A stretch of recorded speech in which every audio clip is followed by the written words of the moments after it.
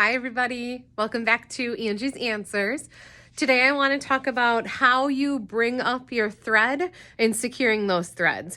It's one of the most important steps when we long arm quilt, and I do get this question asked a lot, so I figured I would do a quick video and show you the best way that we like to do it.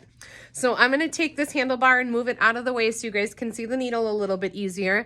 I am on my Forte machine right now, so there's a little screw back there that I can loosen that up to drop the handlebars. These handlebars are all adjustable for where we want to put them. Makes our life a lot easier. So when you go to start stitching, when you first thread your needle, your tail of your thread is going to be above the foot. It's really important that this tail always stays below the foot. So the first thing I do is I'm going to use my needle up and down button here, and I'm going to click that once to go down, twice to go back up. So when I move it away now, I can pull here and I can just pull that top thread. So now it's below my foot. So it's important that your thread is below your foot. Then anytime I'm ready to start quilting, I hold tight to just this top thread. I'm going to do needle down and back up. Move the machine away just a little bit, and if I pull on this thread, that's going to bring up the loop for my bobbin thread. So then I can grab that loop right there. So now I have my two separate threads, my top thread and my bobbin thread. Then I'm going to hold tight to both of these threads with my same hand and bring my machine right back over where that bobbin thread just came out. On the Forte, the Amara, and the Infinity, there is a quick tack option. So I can hit, on this machine, I have it set to be my star button.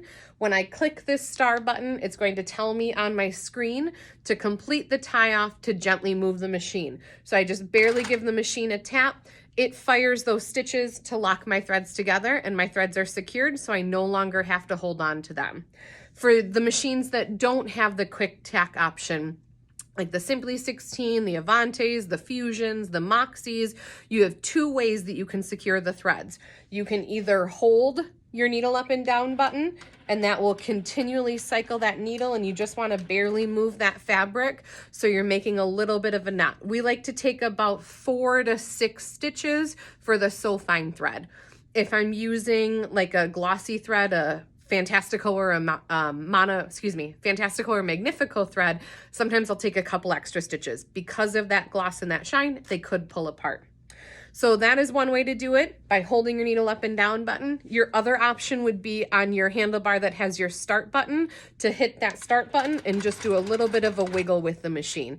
That would lock your tails together too. Let me do that with the handlebar out of the way. So I would hit that start button and just kind of wiggle that machine back and forth to really make sure that these threads are secured together. So it's important when you start to get both of the threads to the top and to somehow lock them together, either with the tacking button, holding that needle up and down button, or turning the machine on and taking a few stitches. Once your threads are locked together, I leave them. I don't cut them right now because I can't get there. This foot is in the way. So then I would turn my machine on again. I would start stitching, doing whatever stitching I wanted to do, and then I would hesitate again. I would hit that stop button so I stop stitching. We've also learned that anytime I want to stop stitching, I also want to tack the threads and secure those together again. So here I would choose that option that I prefer the most, either leaving it on, wiggling the machine to take a few stitches, holding your needle up and down button, or using your tack button, whichever way you want to do it. So for this one, I will hold the needle up and down button and just kind of barely move it, and I just kind of put my finger on there to grab a few extra stitches. You don't want these tack stitches to take in the same spot. You want to kind of move the fabric a little bit. Then I want to be able to bring up that bobbin tail. So I'm going to bring my needle up. I'm going to pull away to make a nice long tail. I'm making it about my arm length away. Then I'm going to hold on to this one thread here, and I'm going to bring the machine back to right where I did that tack. And I'm going to do one more stitch down with the needle and back up. When I pull away again, that's what makes this loop. This is my bobbin thread right here. I'm still holding on to the top thread. These were my original threads. So I've got this loop here. Once this is looped, I grab all of that together, and I'm going to take my scissors and I'm going to cut right down by the quilt to be able to pull that bobbin thread off. So I'm just pulling this one tail off. Then I can grab here where I started, and I can cut these tails off too. It's a really good habit to get into, that every time you cut an ending thread, you're going back and cutting that start thread. So I know this is longer than 5 minutes, I'm sorry, but the steps that I take, I want to bring up the bobbin thread, and then you want to do some type of tack to secure those stitches together. You'll start doing your quilting or start doing your basting wherever you are. When you get to the point where you're ready to stop quilting or basting, you would pause the machine. You would take whatever tack you want, either the needle up and down button, the tack stitch, or doing that wiggle. So you want to lock the threads together at the end. Then you want to make a nice big tail, extend that top thread and that bobbin thread. Then go back to exactly where you did that tack, take one more stitch to bring that bobbin thread to the top, and you'll have all of those threads locked together.